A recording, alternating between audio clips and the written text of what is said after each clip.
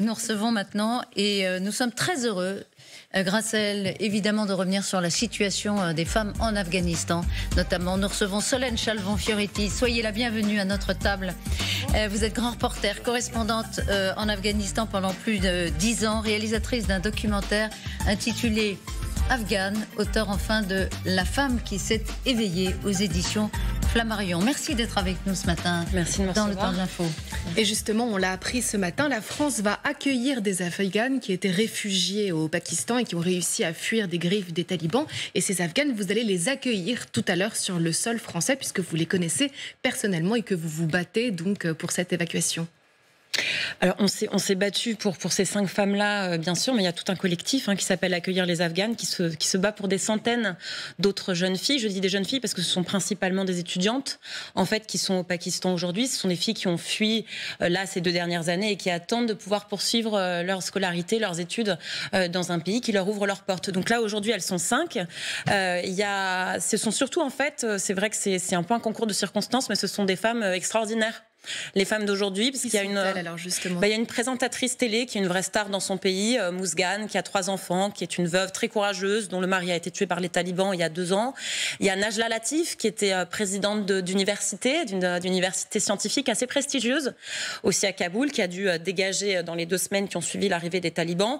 Il y a une militante féministe, il y a une coiffeuse. Ce n'est pas rien d'être coiffeuse en Afghanistan aujourd'hui, c'est un métier interdit désormais, puisque les talibans ont fermé les dizaines de milliers de salons de beauté. Donc là, on a vraiment, c'est vrai, un groupe qui est très menu, qui est trop petit. Nous, on souhaite que des centaines d'Afghanes puissent continuer à venir en France pour poursuivre leur scolarité et pour pouvoir bosser. Mais c'est déjà super, bien sûr, de les accueillir. Oui, on voit un sourire sur votre visage. Et néanmoins, c'est vrai qu'il y a des centaines de femmes qui attendent encore et qui demandent cet exil. Alors, il y a d'autres pays comme la Suède et le Danemark qui ont pris une autre décision, celui d'un asile inconditionnel pour les femmes afghanes. Ça, vous aimeriez que la France s'engage plus ? Oui, alors nous, on demande ça depuis le début. En fait, on demande, justement sur le modèle scandinave que vous avez cité, on demande que l'asile soit donné sur la seule condition du genre.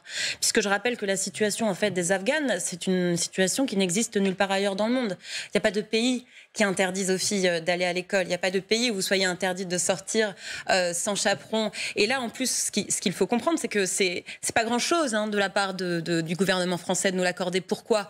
Parce que d'une certaine manière, ils sont aidés. C'est très cynique, mais les Afghanes ne peuvent pas sortir puisqu'elles ne peuvent pas voyager. Donc elles arrivent à sortir au compte-gouttes en payant des faux chaperons, des passeurs, etc. Elles sont quelques centaines, quelques milliers en réalité de femmes seules entre l'Iran et le Pakistan, qui sont 2 pays limitrophes, mais pas du tout protecteurs pour les femmes. Et nous, on demande qu'à minima, ces filles-là, qui ont eu le courage de passer la frontière, qu'à minima, elles puissent venir ici. Vous savez, plus de 90% des Afghans qui demandent de l'asile, ce sont des hommes. C'est pas pour rien, c'est parce que les femmes n'arrivent pas à partir. Elles sont vraiment enfermées dans leur pays, et pas simplement dans leur maison. Qu'est-ce qu'on vous oppose alors comme argument quand vous demandez au pouvoir public, au Quai d'Orsay, au gouvernement, d'ouvrir le robinet comme le font d'autres pays ? Alors d'abord, ils ont raison, ils disent qu'en réalité, l'asile systématique, si vous regardez les chiffres, d'une certaine manière, ils la donnent. Puisque là, aujourd'hui, vous êtes une femme afghane, je vous assure, vous déposez une demande d'asile toute seule, vous avez quand même quasiment 98% de chances de l'avoir. Le problème, c'est que vous voyez des Afghanes autour de vous à Paris ? Moi non plus. Je vois pas d'Afghanes. Pourquoi ? Parce qu'elles ne peuvent pas venir.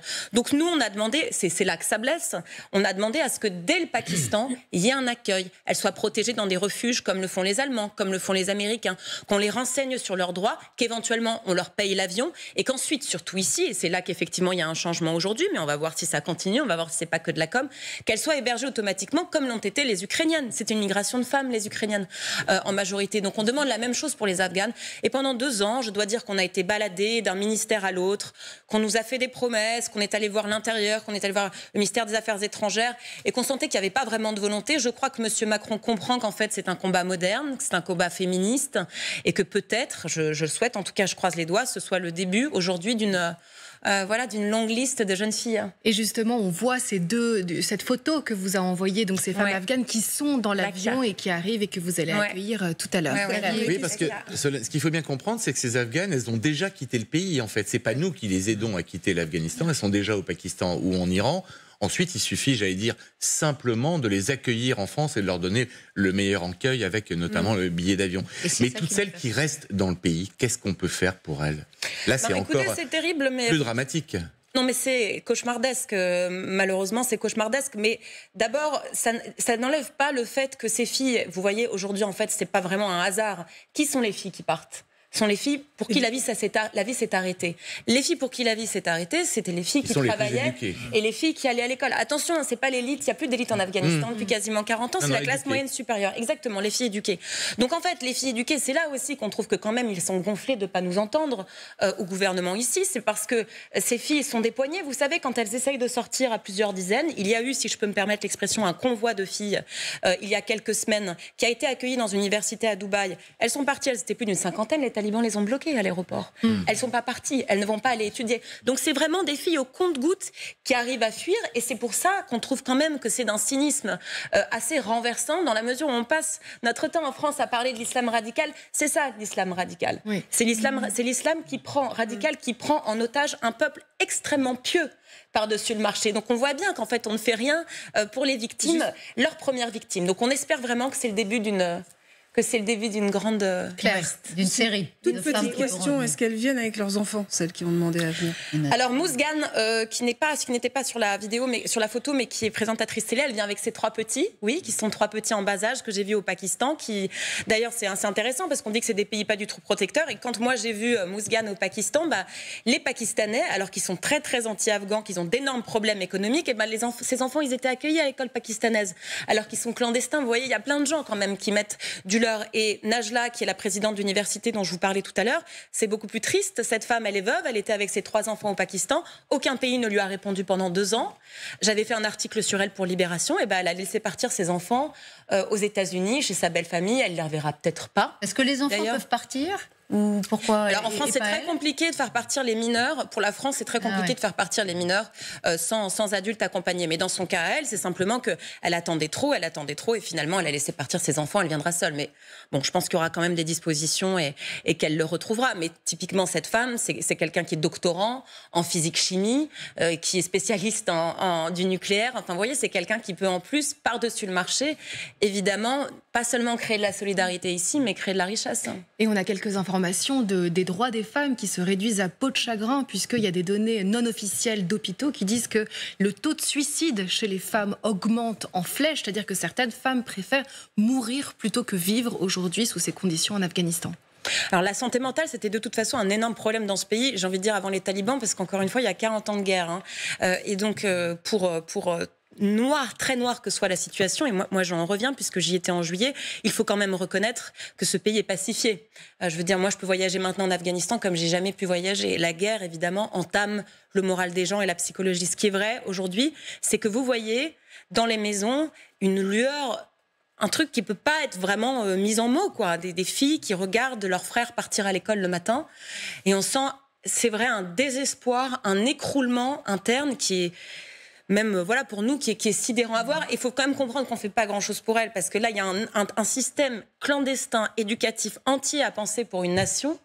Et en fait, à part des radios communautaires, comme une radio pour femmes qui s'appelle la Radio Begum, qui est formidable, à part des petites radios communautaires qui diffusent des contenus éducatifs, franchement, et des écoles clandestines. Mais les écoles clandestines, quand les bouquins s'arrachent... Il y en a énormément. C'est vraiment... 10 000 classes clandestines, selon oui, et encore, on n'arrive pas... Franchement, ils ne peuvent pas toutes les compter, parce qu'une école clandestine, ça peut être 4 gamines dans une cuisine avec la cousine du village d'à côté qui vient et qui, comme elle a 3 niveaux supérieurs, elle est capable de vous donner la classe, quoi.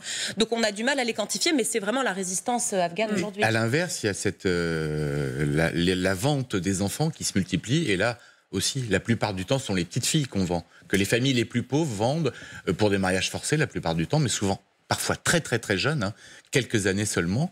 Et ça, c'est un drame total qu'il est très difficile d'enrayer. Alors, encore moins à 5-6 ans. Oui, c'est ça, oui, voire même un peu moins. Même. Dans votre documentaire, vous donnez ce témoignage. Il y a des jeunes filles qui se suicident à cause de ça, parce qu'elles savent qu'elles sont vendues. Et...